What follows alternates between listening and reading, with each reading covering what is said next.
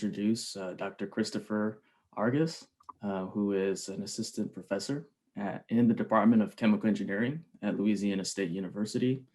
Um, Chris has been a longtime Gamry user, and we've exchanged multiple emails and multiple phone calls about the work that he had been doing over his career. And we thought that, based off all this communication, it would be nice to have him and host him here and have him share his research with the Gamry family. And so, that's where we are. And with that, I'll just hand it over to Chris. Chris? Yeah, thank you, Jerome. It's really a great pleasure to be here today to tell you a little bit about our research at LSU. And the title of my talk is Electrochemical Engineering with Thin Film Polymer Electrolytes. Let's see, there we go. So the overview of my talk today will cover two different areas, roughly. I was hoping to do this third one on some of work that we do that relates to ion transport deionization, whether it's for water treatment or nutrient recovery or carbon valorization. And we do some fundamental work in trying to understand the activity coefficients of ions in thin film polymer electrolytes, but given the time constraints and the breadth of the first two topics, I won't be able to cover it. But if you want to learn more, feel free to email me or we've published 2 papers on this topic. We actually use the EQCM that we get from Gamry for this work, but I'll tell you about some of the other stuff where we do use some of the Gamry instruments for our other projects today. So the first part of our talk relates to high temperature polymer electrolyte membranes based on ion pair materials, and I'll elaborate on that a little bit later. But we have these new remarkable membranes that expand the temperature and humidity range for fuel cells and electrochemical pumps. And our observation of those devices, how you really improve them, you need better electrodes. And what we found out, as well as other people have found out, is that the binder for the electrodes, the Ionomer binder, has plays a critical role in the performance of the electrodes. And so we've sort of been doing some fundamental investigations, trying to understand the electrochemical properties of thin film ionomers that would mimic their structure within electrodes. So a little bit about LSU, Louisiana State University. We're the state flagship university located in Baton Rouge, Louisiana, the state capital. We have over 34,000 students and 1,200 endowed oak trees. That's one of my favorite parts of the campus. This is the main old quad. We have these buildings in the old Italian Renaissance. And then in Baton Rouge, this is the state capitol building. And from this view, you'll see behind you a very, very large refinery. It's the 4th largest refinery in the United States, ran by Exxon. And that refinery will process about 500,000 barrels of oil a day. And that is just one of many chemical plants that you'd find around the state. So we graduate about 140 chemical engineers every year with a bachelor's degree that would go work in various chemical plants in the Gulf region. And so even though we're a small state, we rank 2nd in chemical manufacturing. So now I want to tell you a little bit about our research group. And so we sort of do both fundamental and applied work. So we work with model systems with long range order through self-assembled block polymers, and we try to eliminate structural defects at the mesoscale. And perhaps by creating long range order and perfection, we can use these systems to give us some information how the mesostructure affects transport kinetic rates and thermodynamic properties. But in addition to that, we also make translational materials for actual devices. So what I'm showing you here is a paper that we published that came out late last year or early this year on these bipolar membranes that we use. We just study them more fundamentally, but we're starting to use them for CO2 electrolysis now. And I have a background from my block copolymer work in my postdoc in lithography. So we do micropatterning via soft lithography and make high surface area interfaces. And this turns out to improve the performance of these bipolar membranes and electrochemical devices.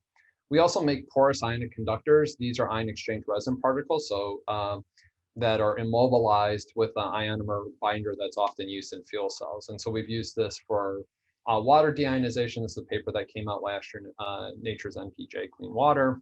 And then we fabricate membrane electrode assemblies where we append electrodes on top to high temperature polymer electrolyte membranes. One of the ways we do this is through an ultrasonic spray deposition system as shown here. And then those translational materials, we not only do we characterize the properties of these materials, right, but we integrate them into devices. Some of these devices we build ourselves with our machine shop. This is a membrane capacitive deionization unit for electrochemical separations. And then we have the fuel cell and flow battery test stands from Scribner, but we actually oftentimes use these, what I like to call gas handling test station or liquid handling test station for gas phase or liquid phase electrolysis. And so that sort of gives a broad overview of the things we do in my research group at LSU. And so now what I would like to do is tell you a little bit about our work in HT-PEM, high temperature polymer electrolyte membranes. And so I think the last time I gave this talk was a month ago, and a lot has changed in 1 month, it seems. It's almost, I think, in the United States, inevitable that you'll have an electric vehicle in your future. General Motors last year announced that all the electric vehicles that they'll manufacture by 2035 will be electric.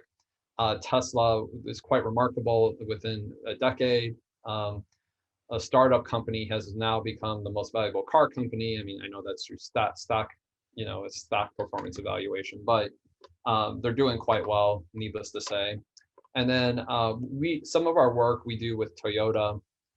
And of course, Toyota was the first company, one of the first companies to release and sell a fuel cell vehicle. This is the Toyota Mirai. This is their second version. It has 400-mile range. And back to this idea of why I think I see an electric vehicle in your future. So I think it was like a week or two ago, maybe 2 weeks ago, President Biden announced that the United States by 2030 will reduce 50% of its greenhouse gas emissions from its 2005 levels. And what that sort of means from my viewpoint is that vehicle electrification is critical. And that's because there are some sectors like in industry or aviation, like having a 50% greenhouse gas reduction is going to be challenging in that short time frame. So to sort of, you know, make up for like their lag, right, their ability to reduce their greenhouse gas emissions, like we're going to really need to reduce greenhouse gas emissions in the, you know, transportation sector by vehicles, like motorized vehicles. So, you know, a lot of times, you know, the question is, will fuel cells make it? Is there a role for fuel cells given the proliferation of battery electric vehicles, right? I think in 2019, something like 8.5 million electric vehicles were sold in the United States, whereas like fuel cell electric vehicles, I think it was like, you know, less than 10,000. And so those are orders of magnitudes and difference of their the sales of those vehicles. But you know, when do fuel cells really make sense? And that's sort of what this slide is telling us. And it really comes down to the required electrical energy of the vehicle. And this value here is wrapped up in the vehicle range, how far the vehicle can go and how heavy it is. And so if we think of a truck, right, a Class 8 trailer truck, which is really heavy and needs to go a long distance and you need to refuel quickly, that heavy truck that needs to go a long distance is going to have a very, very high required electrical energy. And then with any type of transportation, what you're ultimately concerned with is the specific energy you know, density, whether it's normalized per mass or volume. Okay, here we have it normalized per mass. And right, we don't want the vehicle to just be you know, carrying a battery or a fuel cell system around. We want to maximize this value. And so when we look at battery electric vehicles, this came from a very, it's a fairly old article, but relevant by General Motors, Fred Wagner, Mark Mathias. You know, the first version of the Chevy Volt was about 100 watt hours per kilogram, right? And then if you look at two different types of Tesla, so I've like edited this graph from General Motors. You can see here they can get about 150 watt hours per kilogram for the Model 3, and then if you use a more premium model, you can get, you know, about 280 watt hours per kilogram. And then a fuel cell, right? You know, for small vehicles, it doesn't really make sense. The specific energy density isn't all that good because of all the ancillary units, the hydrogen storage tank, humidifier, radiator, etc. But then when you need a very, very large electrical energy where you have to go long distance, and carry a lot of weight, that specific energy density does better with a fuel cell. It scales better, right? And so that's where fuel cell technology sort of makes sense. And again, to sort of go back to this article by Fred Wagner and Mark Mathias, they sort of predicted this over 10 years ago, that there needed to be continued investment in both battery and electric vehicles for full vehicle electrification. So even though there's in the last year, a lot of things have changed from both industry and from the government. They all go on to say that, one future plausible scenario, so, this is, they did a really good job in terms of prophecy, is that they sort of argued that smaller cars are better for batteries, while longer trips and larger vehicles are better for fuel cells. And so I thought that was pretty interesting, over 10 years ago, that type of marketplace ecosystem where fuel cells would be for, shipping goods, for heavy duty vehicles would be sort of where it's headed, and batteries would be for more like sedan vehicles. And so up to now, I haven't even explained what a fuel cell is, perhaps for this audience, because people are interested in electrochemistry, obviously know what a fuel cell is, but sometimes when I go out and give seminars at chemical engineering departments, not everybody works in electrochemistry, but like all electrochemical devices, it has 2 electrodes and an electrolyte. And so at the anode here, you can feed in a hydrogen fuel where you oxidize it to release 2 electrons. And then those electrons move externally through the cell and they power whatever you want. And then this proton exchange membrane, this polymer electrolyte membrane, is electron insulating. So the protons only migrate across the membrane, and then the protons and electrons meet up together to recombine with the oxygen to make water, right? And so each cell gives about a 1 volt. And then as you pull current from the cell voltage goes down, but then you generate power. And sort of how these things work in practice is that you don't have just one cell, but you have many cells that are stacked together, and those stacks are placed in parallel. And so these are modular systems, right? So each stack, each cell that I stack up, right, the cell voltage becomes additive. And then each stack that I place in parallel, the current becomes additive. And so you can create a power plant with a given cell voltage and current, and then the current times the voltage gives you the power, right? That's the rate at which we do work. And then what's really important, you'll see in these like fuel cell stacks by Ballard Systems, is that there'll be an inlet and outlet for coolant from a radiator. And one reason why you need we're not burning a fuel with an oxidant, we're generating heat to create work, we're doing electrochemical reaction, but there is heat generated in these electrochemical reactions. And so you do need to manage heat within the cell. And so a radiator is used to provide heat management. So this is a very nice paper that recently came out by Amit Kusaglu and other co-workers at the US Department of Energy. This is a Nature Energy article. It was like released a few weeks ago. And they really talk about heavy duty transportation for fuel cells, why this really makes sense. And what's really interesting, if we look at light duty vehicles or passenger cars and light duty vehicles down here, so we have maybe a large van that would like deliver goods. Here you would be a sedan car that you would drive. The power stack would range anywhere between 100, 80 to 200 kilowatts, right? For those Americans, like what's a kilowatt? Well, 1 horsepower is roughly 3/4 of a kilowatt. Okay. And then, as the vehicle, like I said, gets heavier and needs to go longer distance, the power of the stack, right, needs to get larger. Okay, so for a heavy duty vehicle, we go 150 to 400 kilowatts. If we think of shipping, 4 to 60 megawatts, these things maybe have to cross oceans, trains that go across country, or aircraft, right? And so the thing is, as these stacks, the amount of power needed from the stack gets larger, the stack gets bigger. And so that creates one of the challenges that's created is heat management with this. And so this is an important thing to consider and is central to my talk today. I'll return to this in a second. So if you look at heavy duty vehicles, this is from Department of Energy. one key difference between fuel cell power plants for light duty vehicles or sedan vehicles versus heavy duty vehicles is the cost and the stability. So the cost per kilowatt for a heavy duty vehicle is not as severe as it is for a light duty vehicle, largely because if we go back to this previous slide, that with heavy duty vehicles, because they're on the road so much, it's not the capital cost for the vehicle and to make the stack that's so important. It's more the operating costs. And those operating costs relate to the driver of the vehicle and the fuel usage. So going back here, one thing you'll notice is that the fuel efficiency for a heavy duty vehicle is close to 70%, whereas with a light duty vehicle might be more like 55 to 60%. So you can relax the constraint on cost, but you have to do better in efficiency. And then this is the one thing that's perhaps arguably the biggest challenge is long-term stability. So light duty vehicle might be, sedan vehicle about 6,600 hours of stability. For Class 8 tractor trailer, we're looking more at like 25,000 hours of stability. And so one thing, if we're making these fuel cell stacks larger and larger, then we're going to need a larger radiator if we use the conventional low temperature polymer electrolyte membrane technology. But if we can raise the temperature of the stack, right, then we can have a smaller radiator.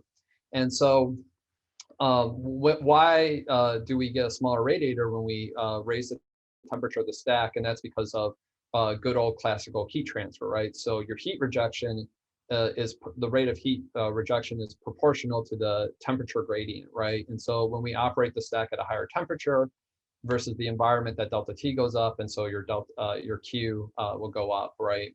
And so one thing, if you're going to use a larger fuel cell stack for heavy duty vehicles or aviation or shipping, you have incentives to raise the temperature of the stack.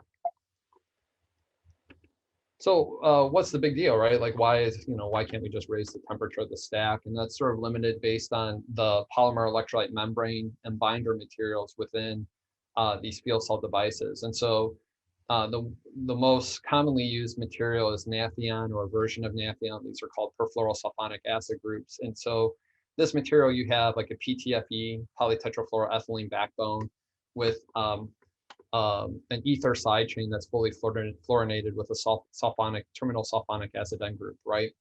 And so Nafion, these ion pairs are condensed or not dissociated. If you add water, you can dissociate this charge pair, and then these protons can migrate and then provide proton conduction. But then the water sort of needed to dissociate these charge pairs or make percolated pathways for proton conduction in PFSA. Has to be almost like condensed water, okay? And so if you heat the cell above 100 or 120 degrees C, what happens is those percolated pathways of condensed water get severed, they no longer exist. And so what you'll see is your conductivity goes down. And so your ohmic overpotential, your voltage loss can be determined here by Ohm's law, IR. And so the current is the rate at which you're consuming these reactants, right? And then your area specific resistance here is the membrane thickness divided by conductivity. So if your conductivity drops, your area specific resistance goes up, and then as such, your ohmic overpotential rises. And so with the state of the art HT-PEM technology today, you really can't operate at a higher temperature. And so what we need are new membrane materials and binders that can operate at higher temperatures, but don't need condensed water for conduction. And so that's sort of where our research comes in a little bit. So we published a paper, two papers in 2020, but this one down here, Gold paper, is arguably the more important one, where we've sort of blended, and I'll tell you how we do this on the next slide, polybenzyl imidazole with a polycation. This is quaternary benzyl pyridinium polysulfone. We sort of have a lot of expertise in making these type of polymers as anion exchange membranes for alkaline fuel cells and water electrolyzers. But one challenge, this material is not very stable in alkaline media. That's sort of what I spent my whole PhD on. But in acid environments, it's very stable. So when we blended these two materials together, we get these nice forming membranes, and it's great, right? We can conduct, we have great conductivity from -40 C all the way to 240 degrees C, and we can thermally cycle it back and forth, right? And the conductivity is quite good. And then we can actually take this membrane and stick it in a humidified environment. So with PBI, what PBI alone, right? If you put it ADC 40% RH, the water will supplant the phosphoric acid and the conductivity will drop. But here, this cationic group has a strong electrostatic interaction with this dihydrogen phosphate. And it sort of anchors these phosphoric acids within the membrane host, and it allows it to be stable at high temperatures as well as lower temperatures with relative humidity. And we have good stability in fuel cell devices. So the secret to sort of making this membrane, right, relates to you can't just take the polycation PBI and mix it together. If you do that, it'll gel up instantaneously. And so what Gokul Venugopalan, he just defended a few weeks ago, and he'll be starting a postdoc position at NREL later this summer working on fuel cells and electrolysis. He sort of came up with this idea, well, what if I took the precursor, right, where the chloromethylated polysulfone hasn't reacted with pyridine to make quaternary benzopyridinium polysulfone PBI, right? So if we take these two polymers and we make very nice stable solutions that mix well together, we can then drop cast them and we get these nice looking membranes. An example is here. This is a reinforced version of this membrane with a membrane manufacturer in Delaware called Exergy. So we're really working aggressively on this membrane with hopes maybe someday to commercialize it. And then we'll do nucleophilic substitution after we make the membrane by soaking it in a pyridine solution with ethanol. So the chloromethyl groups will react with the pyridine to make pyridinium. And then we can embed it with phosphoric acid and then use it in devices. So our initial fuel cell demonstration was encouraging, but not great. So we had reasonable power density. We could get close to 700 milliwatts per centimeter squared with hydrogen and oxygen. And arguably what was the coolest thing is we could switch the fuel stream with 25% CO in it. So mimicking like a reformate or syngas mixture. And we could still get 400 milliwatts per centimeter square in the cell. So what happens at the higher cell temperature is that CO has less of a propensity to irreversibly stick to the platinum catalyst surface. And so you can sort of run this fuel cell on different hydrogen fuel streams. But platinum loading relatively for a fuel cell is fairly high, 1 meg of platinum per centimeter squared, but that's sort of the norm in the HT-PEM community with PBI. But if we sort of look at my benchmark data from our group, this was actually taken by an undergrad who worked for me a few years ago, Troy Porter, is now an engineer at Jacobs. He sort of insisted that his picture be taken in Tiger Stadium for the group. But we can get close to about 2 watts per centimeter squared with hydrogen and oxygen with a little back pressure, not as much, and use less platinum, right? So we're still far off from like matching the performance of LT-PEM fuel cells, but it's not bad and encouraging. And then we're not the only group. Actually, I was encouraged to work in this area by Dr. Yusung Kim at Los Alamos National Lab. So I visited Los Alamos in, I don't know, late spring of 2017. And they were working on a similar concept, or this, right, these polycation imbibed acids. And they use this polyphenylene A anion exchange membrane that they embed with acid that I'm not showing here. And then they come up with this binder material that's based on polyvinyl benzoyl chloride. And like us, they did a little bit better than us. They got about 800 milliwatts per centimeter squared. But then in 2021, or late 2020, this Nature Materials paper appeared where they were working with Vladimir Atanasov at University of Stuttgart, where they use these phosphonated ionomers, right? Polytetrafluorostyrene phosphonic acid. And so by removing the phosphoric acid from the binder, right, so the liquid acid doesn't obfuscate mass transfer the gas reactant, there isn't so much phosphate running around to absorb to the catalyst surface. I mean, you still have phosphonate on the polymer, but it's less. They're able to boost the power density from 800 milliwatts per centimeter squared to up to 1.7 watts per centimeter squared. So, within a few years, right, about 2 or 3 years, they've doubled the power density and they've gotten very, very competitive power density values. So it's impressive. So I think these ion pair HT-PEMs with these phosphonated binders, which I'll be telling you a little bit more about today, have a lot of promise for this community. So we've synthesized these phosphonated polymers ourselves. We weren't too certain at first if we could make the polytetrafluorostyrene phosphonic acid, PTFS-PA. So we tried something a little bit easier where we took polyvinyl benzoyl chloride. So I like working with commercially available polymers. I mean, we can do polymerization reactions in my lab, but usually for making MEAs, I like working with a commercially available polymer because we need more material. But we take these both these commercially available polymers, we take a phosphite, we do nucleophilic substitution to add the phosphite, and then we hydrolyze the phosphite to make phosphonic acid. We basically just follow these procedures that are available in the literature. So for this bottom one, this is the original Optinosic paper from 2017. And we use P31 or 31P NMR to sort of confirm the attachment of phosphonic acid to the polymers. And then we can titrate the polymer using an acid-base titration to get the ion exchange capacity. And so I'll be showing this a little bit later on, how we measure the conductivity of these materials. We don't make freestanding membranes of these materials. We actually deposit them as thin films on interdigitated electrodes and measure their conductivity. We sort of do that because, you know, when they're formulated into the porous electrodes, they sort of behave like a thin film or have structure of a thin film. Not in every case with every binder, but for the binders that we're using, it's the case. And so what we sort of notice is that this polytetrafluorostyrene phosphonic acid has a similar conductivity to this quaternary benzyl pyridinium polysulfone imbibed with phosphoric acid.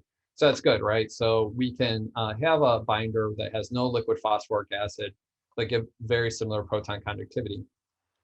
And then this alternative polyvinyl benzyl phosphonic acid, this other material that we synthesized, the proton conductivity wasn't nearly as good. So the PTFS-PA does better, largely because these electron withdrawing fluorine groups like increase the acidity of this phosphonic acid. There may be even some charge conjugation. We're working with some MD simulation people on this, trying to understand why this material conducts better. But once we got this conductivity result, we stopped working with polyvinyl benzyl phosphonic acid. There's really no need to.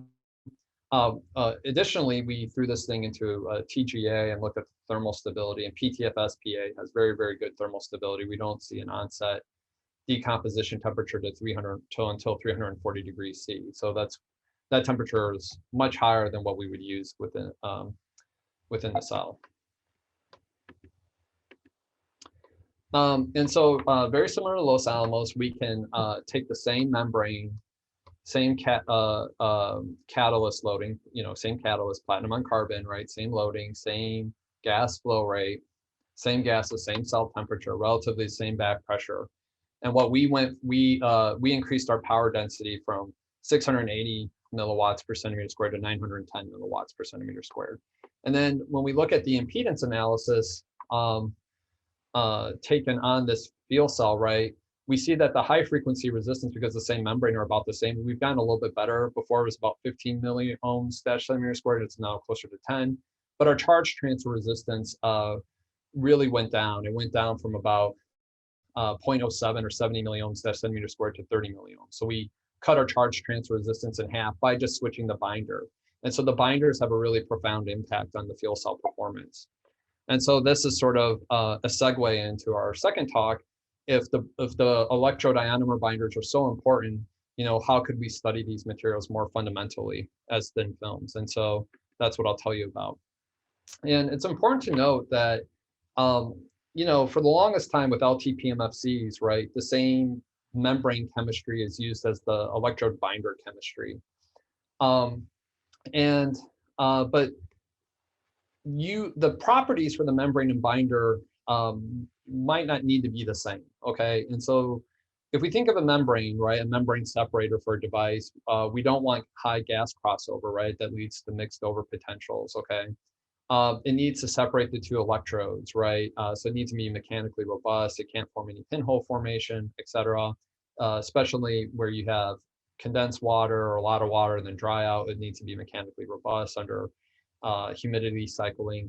And then you would also want it to be, it needs to be electron insulating, right? And then if we look at a binder, right, we want that gas reactant to access the electrocatalyst surface. So we actually want good gas permeability for the binder, not low gas permeability. Binders need to be solution processable, right? So a cross-linked membrane is hard for it to be solution processable. It can't be, right? And so because we're making slurries and other things of electrodes, putting them on membranes or putting them on gas diffusion layers, they need to be solution processable, and preferably use solvents that can be used in manufacturing environments, so non-toxic solvents. So typically, the most desirable solvents are like an alcohol water mixture. What's really important, and I'll show you here shortly, is that you don't want to have a large interaction of the binder with the catalyst surface. And so there can be chemical moieties, whether it's the tethered ionic groups on the polymer or RO groups, right, that can interact with the catalyst surface and sort of block reactive sites and hinder electrocatalyst utilization. We want to minimize that. And then because they're using electrodes and electrodes need to be electrically conductive, a binder that can be electrically conductive is a plus, right? So if you maybe can think of semiconducting materials or a block copolymer where one block's electrically conductive, another block's ion conductive, right? And then where some of the shared properties is that you both want them to have high conductivity in the device. They need to be chemically and thermally stable, not swell excessively. And so this is a follow-up article by General Motors by Anouk, I can't pronounce his last name, Kanad, but and Mark Mathias. And what they were talking about to really get to low platinum loadings in these electrodes, what you sort of need is really good platinum utilization, and you need an improved interface between the binder and the electrocatalyst surface. And so if this is our polymer chain and we have these terminal sulfonic acid end groups, they absorb here to the platinum catalyst surface, and we have this large resistance of oxygen reactant to the catalyst surface. Could we come up with a new binder that might be porous, like Swiss cheese, where the oxygen gas could like fly through? It'd have fewer ionic groups that it could absorb to the catalyst surface. And so it's really through this improved interface between the catalyst and the binder that people really think that we would be able to get to better performing fuel cell devices with lower platinum group metal loadings. And so this motivates our work in this area. And so here's our proton conducting membrane. Here, this gray particle is the catalyst support, can be like graphitic carbon decorated with platinum nanoparticles. And these particles are held together by the binder. That's what I've been talking about. That's this purple here is sort of like a glue or adhesive. And then this is our gas diffusion layer that allows the gas to permit to come through here. But the most important takeaway here is that porous electrodes are really complex, okay? And so we're going to study model thin film systems, and the question sort of becomes, well, how much information can you take from these model thin films to sort of inform the behavior going on in these porous electrodes? And so that's something that we actively and continually strive to work on. But this is a nice SEM or electron micrograph by Karen Moore at Oak Ridge National Lab showing Nafion. I showed you that polymer earlier, coated on the surface of platinum nanoparticles in a conventional low temperature PEM fuel cell electrode. And then a collaborator of mine, Irina Zunyuk, working with Adam Weber's group at Lawrence Berkeley National Lab, they use tomography, right? And this gives you more of a zoomed out view of the complex structure of these porous electrodes and looking at water distribution in there.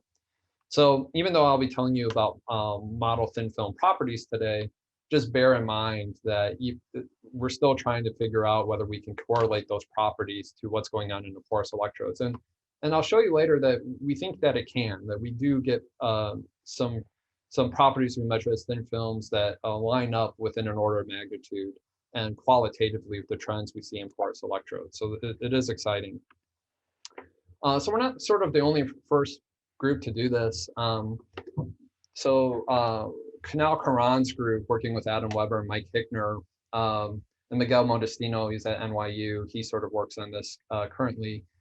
They looked at what happened with Nafion when you confine it as a thin film by measuring the conductivity and the morphology as a function of film thickness. Well, they measure the conductivity in these interdigitated electrodes. And so what they sort of observed is that as you shrink the film thickness, you make it thinner and thinner, the conductivity would go down by orders of magnitude. And And then when they would look at the X-ray scattering pattern using grazing incident small angle X-ray scattering, the Bragg diffraction peak that you get from self-assembled pathways of those terminal sulfonic acid end groups with water, that peak goes away as the film gets thinner, right? So what happens is those sulfonate groups will start interacting with the surface beneath it, and it can't form those percolated pathways needed for ionic conduction, right? And so it compromises conductivity.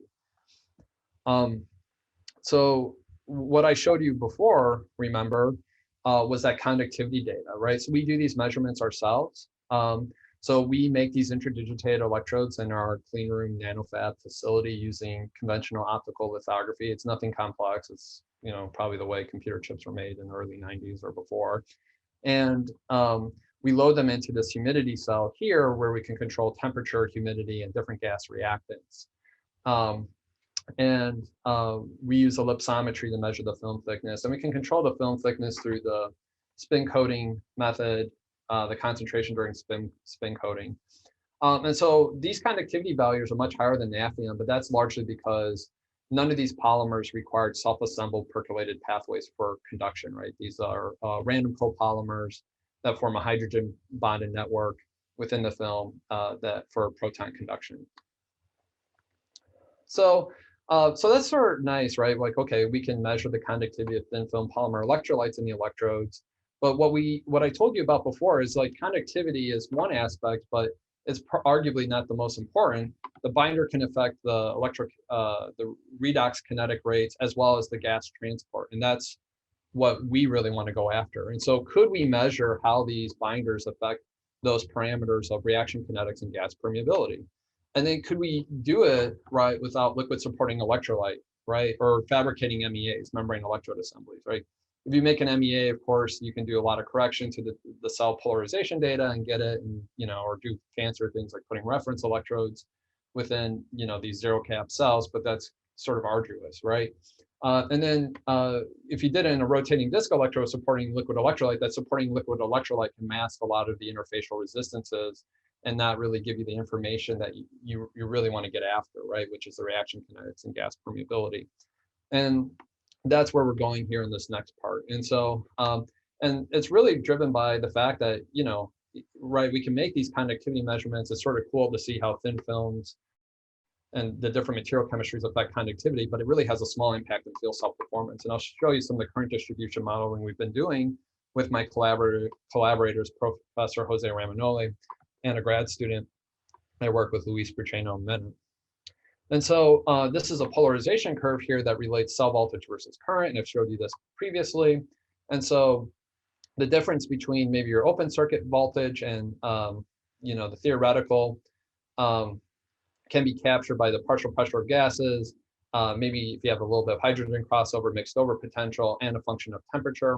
And so your open circuit voltage and the theoretical cell voltage is informed from thermodynamics, right? This delta G is equal to negative NF, the standard potential.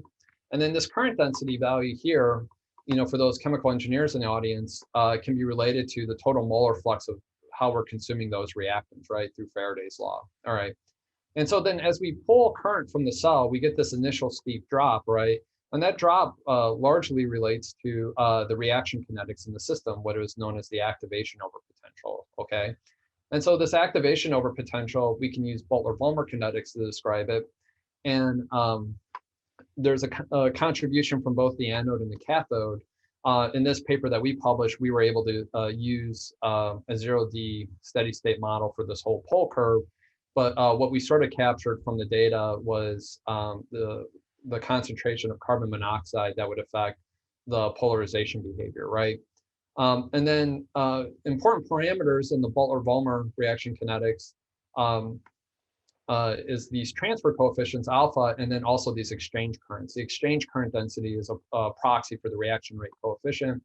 And so here we model these things by capturing the surface area, the loading, and then these reference values that we get from the literature. And then there's a semi-empirical nature to these expressions where they capture the phosphoric acid content within the electrodes, okay? And then if we pull more current from the cell, oh, I should mention, by the way, what we really want, before I tell you about these other two, activation over potential contributions, we want this dark black line to get close to the top, right? That would mean we get more power and we've minimized the over potential. So the energy that we get, the electrical energy, is the integral with respect to time of the current times the potential, right? So, or the power integrated with respect to time. And then the heat rejection is the current density multiplied by the difference between the theoretical potential and the actual potential. So if we can move this black line up here and minimize all these over potentials down here, then we have a more efficient cell. So to the other two parts of the polarization curve, if we look in the middle regime, of course, the kinetics are affecting the performance of the cell. So these are the activation over potential terms, these dashed lines from the anode and cathode, or the cathode being more than the anode, of course, because ORR is the sluggish reaction. Here, this middle part also has a contribution from the ohmic over potential, relates to conductivity across the membrane as well as conductivity within the electrodes. And so that's the thickness of the membrane, the thickness of the thin film in the electrode, and the conductivity terms, right? But that over potential is this dashed green line. And so you can see it's actually fairly small in relationship to those other over potential terms there. And then if we analyze the final area, this blue area right here, where we reach a limiting current, right? So we can change the cell voltage where we don't get any more current. That's because we become mass transfer limited. And so we can use an empirical expression for the mass transfer controlled region here, but it's largely related to the diffusion as well as the solubility of the gas reactant within the electrode, really the gas solubility within the binder, right? And so what we want to do is enhance the diffusion or the permeability of those gas reactant species across the binder. And so what I'll be telling you about here shortly is like, how do we make interdigitated electrodes where we can measure reaction kinetics and gas permeability as in addition to just not only conductivity. And it relates to making periodic nanostructure catalysts on the interdigitated electrodes through block copolymer templating. And so in block copolymers, right, we can form nanostructures of various geometries and periodic feature sizes. So if we start with a canonical die block AB, if they're the same length relative to each other, we get the sandwich-like structure, right? But if blue is longer than red, then we would get red cylinders in the blue C. And if blue is much longer than red, we get red spheres in the blue C. Now, that gives you different morphologies like lamella, cylinders, and spheres. But then the length of the total polymer chain or the degree of polymerization, right, controls the periodic feature size that you get, right? And so this is a phase diagram predicted via self-consistent field theory. And out here, this outer line is the spinodal decomposition curve. So this is between the ordered phase and the disordered phase. This is from a nice paper from Ludwig Liebler in 1980. And so if you actually want to make smaller and smaller feature sizes, like if you want to make periodic nanostructure catalysts that are smaller, you would want to make the degree of polymerization smaller, but you have to maintain chi-n to be so high. So like for a lamella system, chi-n needs to be greater than 10.5 in the strong segregation limit. So if you want smaller feature sizes, then you need a higher chi value. The chi value is the enthalpic interaction parameter between A and B, how much chemically dissimilar they are and like each other. So either, you know, in summary, it's just this is a nice platform for making a variety of different nanostructure materials, and we've done that. So we've taken our interdigitated electrodes and we've done block copolymer self-assembly on top of the electrodes and fabricated them into electrocatalyst materials. So this small paper will come online next week. It was just accepted over a week ago. And what we do here is that we graft a random copolymer brush that will is non-preferential to polystyrene poly-2-vinyl pyridine. We spin coated the block copolymer on top of this substrate. And then in one step, but not for all the steps, for some samples, we expose this block copolymer to iodomethane vapor, and this Menshukhin reaction will introduce N-methylpyridinium iodide. And then we can ion exchange this N-methylpyridinium iodide with a metallochlorate, right? So it could be, the chlorate could be iridiate or chloroplatinic acid. and we get this metal ion loaded into this one block here, but it doesn't come into the styrene block here. And then after we've loaded those metal ions in there, we can then use a reactive ion etcher to reduce those metal ions to metal oxides, and then we can use argon plasma to reduce the metal oxides to metallic platinum. We would do that for platinum, not for iridium, because then for iridium, for a water oxidation catalyst, we want it to be in the oxide form. And then as a control, we didn't do this methylation step, right? We just took the polystyrene polytubinyl pyridine and we expose it to chloroplatinic acid, the proton and chloroplatinic acid, proteins pyridine, you get this metal loading. But if we do this alkylation step, which nobody had done before, we get much greater platinum loadings and thicker metallic structures, right? This bottom one was done, it was a Nature Nanotech article by Jillian Buriak a little over 10 years ago, but nobody had done this one up here, and let alone done electrochemical measurements on interdigitated electrodes. So Deepa Bhattacharya, my grad student, did this work. And so what we have are these platinum nanowires or iridium nanowires on the current collectors of these interdigitated electrodes. And so in this image, here are the block-copolymer templates, right, on the top row. And so here we can control the periodic feature size, like I told you before, through the degree of polymerization. So these are smaller feature size. This is a periodicity of 22 nanometers. Here's a periodicity of 70 nanometers. But then because the metal ions only go in the one block, you can cut these values in half to get the feature size. So we get like 12 nanometer nanowires here.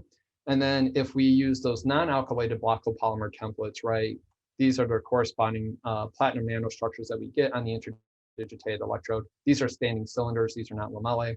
And then if we use the alkylated block copolymer template, you'll notice, like in these images, that those mesoscale structures, those platinum nanowires, tend to be thicker.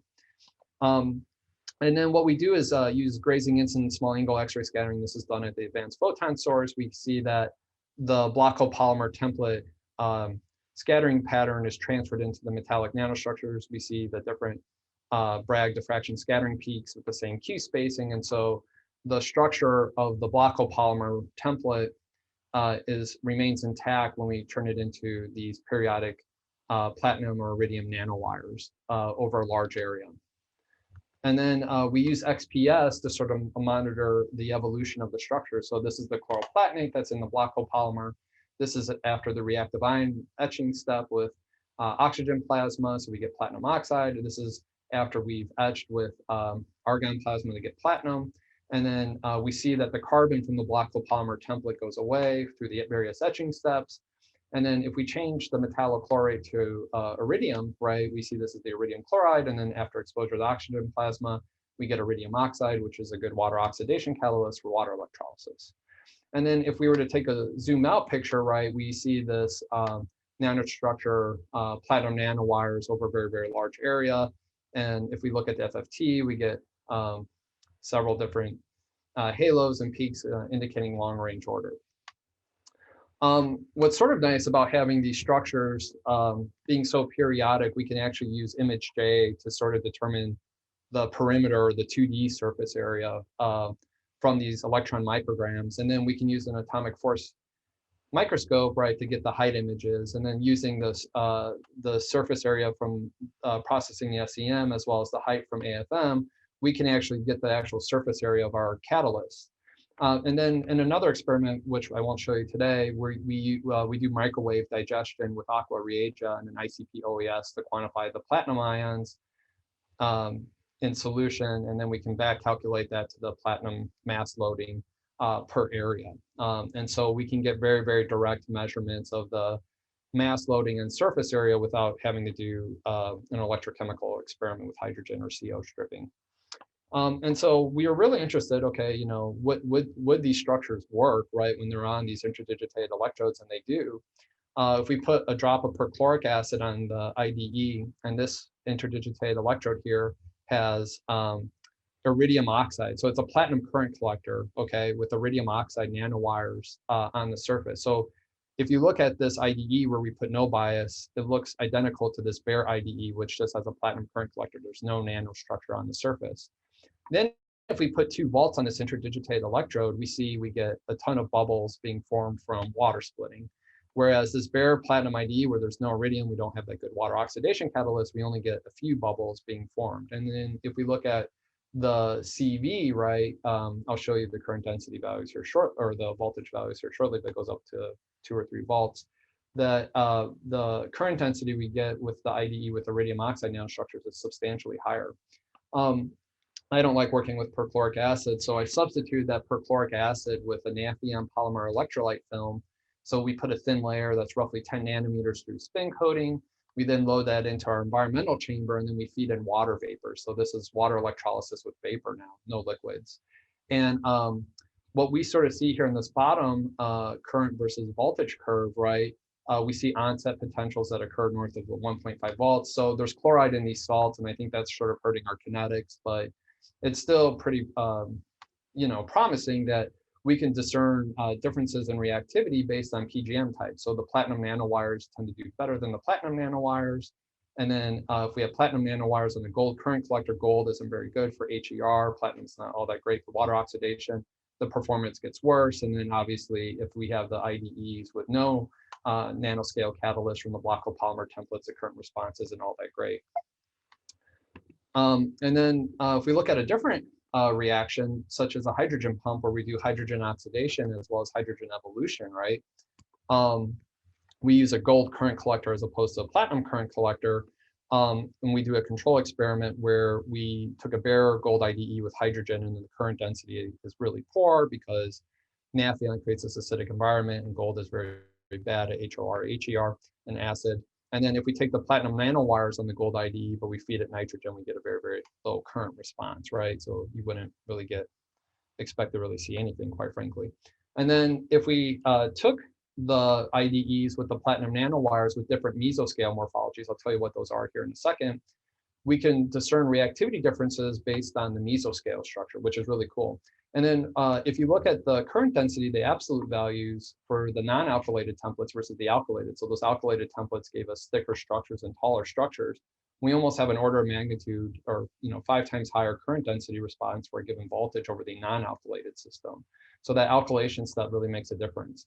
And then we can take those different morphologies. So these are cylinders. These are 12 nanometer platinum nanowires. These are 40 and 25 nanometer platinum nanowires. So only at really low periodic feature sizes do you get enhancement in mass activity.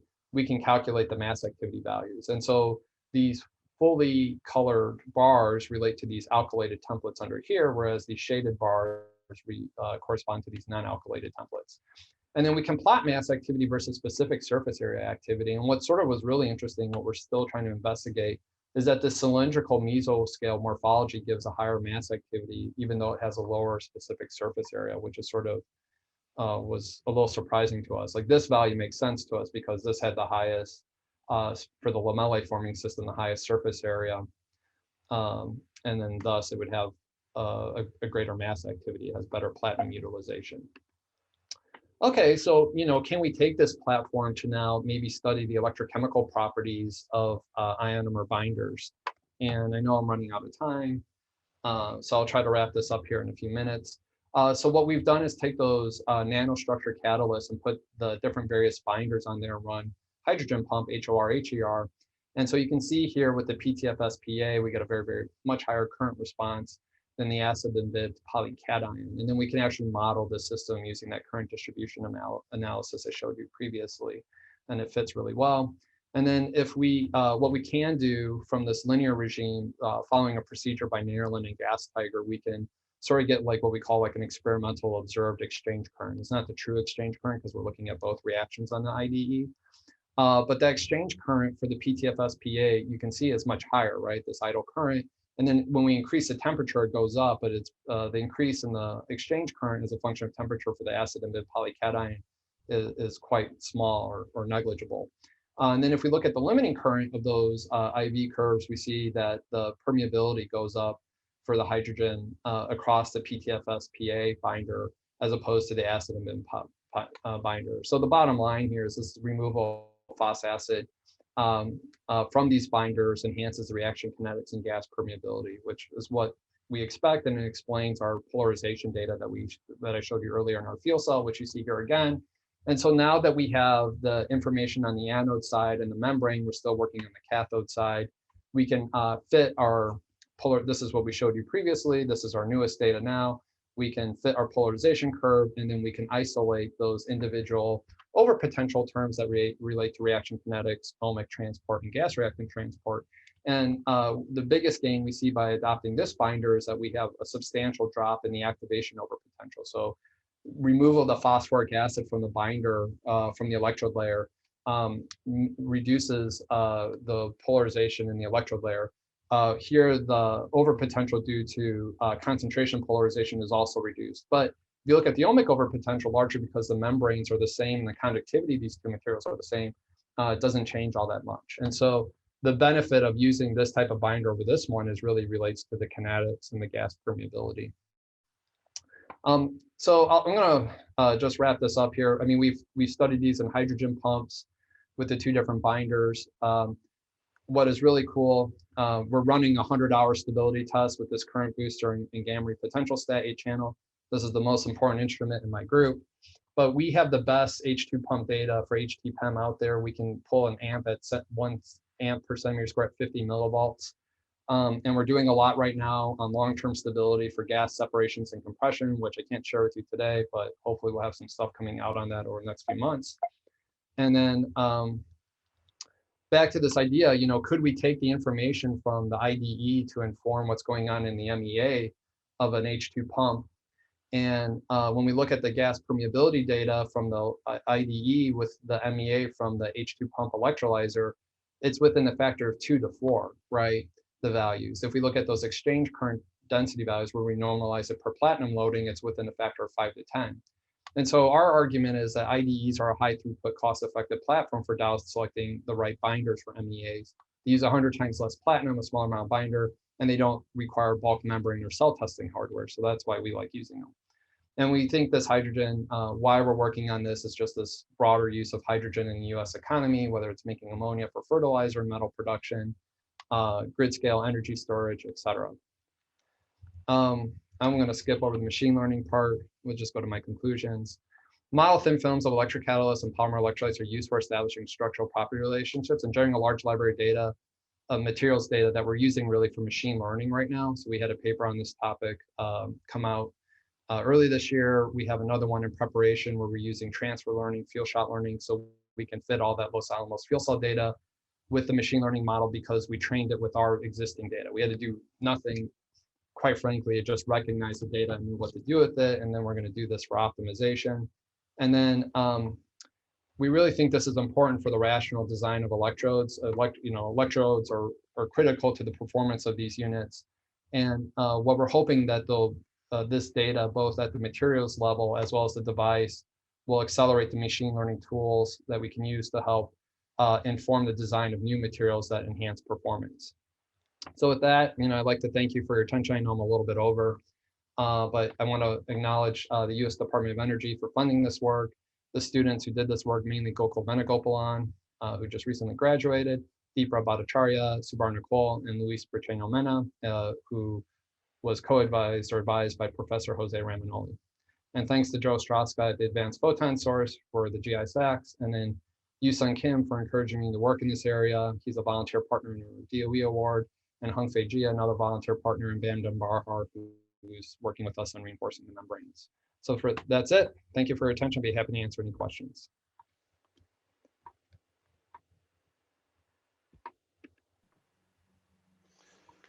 Yeah, that was great. Thank you, Chris. That was really informative. I know we do have some time for questions, and so I can even kick it off. But if you do have a question, I'd encourage you to raise your hand, and then one of the co-hosts can unmute you when it's time, and you can ask a question, or you could type the question into chat, and we could read it to Chris. So let me get started here. This is from OP. Can you please comment on the binder loading for the high temperature versus low temperature MEAs and how the high temperature binders tolerate room to freezing ambient conditions at the startups engine go through prior to operating at high temperature? Yeah, that's a great question. Our binder, just to answer the first one, our binder loadings are 30% by weight in the electrodes. And that's a little bit higher than like from the LT-PEM baseline data I would show you. We do 20% with Nafion. And we haven't done any optimization work on the binders yet, just because we're sort of a limited operation, but that's on our to-do list. And then the second part of the question, in terms of, what about the low temperature and startup? What we do know is that for the acid and BIM systems, that they can conduct at really, really low temperature, okay? This drop in conductivity between like 40 to 0 is actually acid and BIM polycations. Like the conductivity will go down with the presence of water. So we're not really controlling the water in this environment very well. And so once we go to lower temperatures, the partial pressure of water externally goes down, conductivity goes back up because water isn't available to disrupt the hydrogen bonding network. Our conductivity, of course, goes down and down, but we can still maintain, 20, 30 millisiemens of conductivity for the bulk membrane separator at negative 40 C, okay, or 10, 15 millisiemens. Now, for the binder, I would think the QPPSF acid and BIM binder, you would see a similar effect. But for the PTFS-PA, I don't know, the phosphonate ionomer binder. And that's something we need to work on. We've talked to people at GM. I know this is an important thing. There's other things too, like if you shut down, you can have condensed water in the cell, would at least leach the acid out of the membrane. These are all practical things that need to be investigated. But right now in the scope of work for our DOE project, it's not there, but perhaps down the line. Okay. And additionally, what is the controlling parameter for binder stability in the electrode? Yeah, there's a lot of things. I mean, I think the chemical makeup of the binder relates strongly to the thermal stability. So we know from the TGA that this material is very stable, okay? And I can, I don't want to, we were, this picture I was showing you, I took this morning, because I was running, right? We are at the end of a 100-hour stability test at 200 degrees C for our hydrogen pump. Okay, I won't tell you what we're doing with it exactly because I don't want to give that away, but we know the binder right now at 200 degrees C for 100 hours is stable. We don't really see any voltage increase in the hydrogen pump. Now it might be, turns out to be like 5 or 10 microvolts per hour. We have to do the analysis, but we know it's very stable. And I think part of it has to do with, and at least in the hydrogen pump, you don't have water or oxygen. So, oxygen and water under fuel cell mode, you can make hydrogen peroxide, and then those hydrogen peroxide can go to reactive oxygen species. But then you have this fluorinated styrene ring that might enhance the stability, even though you have these labile CH and CH2 groups. So that's, again, another thing we'll look at. The fuel cell stability is part of our DOE award for year 2 of our project. Okay. Other questions?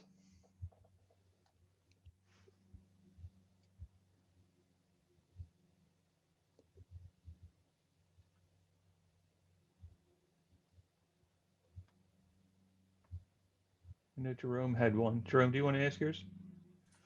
Yeah, I can. Thanks, Chris. I learned a lot. My question was on the actual makeup or the dimensions of the IDEs. I was wondering how you chose the spacing between the fingers, and if you had done some kind of optimization on that. Yeah, it's a great question. I have a slide on this. So one big concern you would have is like if you have the catalyst in the trenches of the IDs, which we also do, not just the current collector, like could you short the IDE? And so Mark Stojkovic, he has like an academic tree connection to me. He published this nice ACS nano letter where they use the Blockopolymer where they wet etch out the polymethyl methacrylate, they evaporate gold, and then they do the lift off of styrene. That's a little tricky here, but what they looked at was the shorting as a function of the channel width between teeth, right? And so, as the channel width or the channel length, sorry, the distance between the channels, the channel length. And so when the channels get really long, 100 microns, the fraction of disconnected metals is almost 100%. So you won't have any shorting. So that's one reason why we use a channel length of 100 microns for our teeth. And then the other reason we use the dimensions, quite frankly, we haven't optimized for the reaction kinetics and gas permeability, but those dimensions were sort of based off the Canal-Caron paper for conductivity. Now, in another paper for conductivity, or I think we never published that work, but that's because we were doing this to inform the impedance spectra for conductivity measurements, but we have, like using E-beam lithography, changed the dimensions of the electrode width, the electrode length, et cetera, for conductivity. But you can make those measurements. I don't really know what the optimal values are, but it's something we can consider in the future and perhaps worth considering. That's perfect. I mean, that's exactly what I was thinking about. Yeah, so thank you.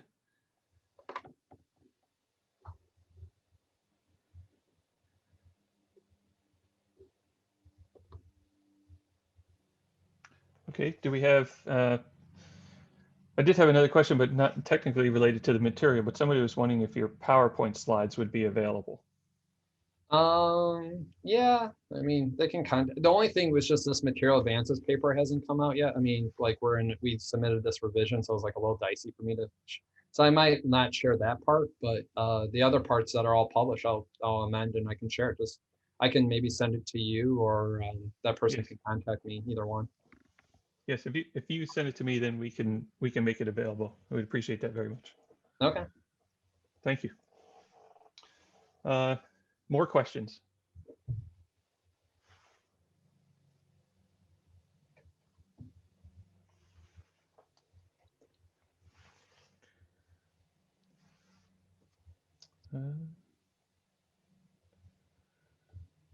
No, I don't see any more coming soon. I don't know if going over, people had to leave. I know we lost some already. But if nobody has any more questions, then Chris, I want to thank you for doing this today. This was great.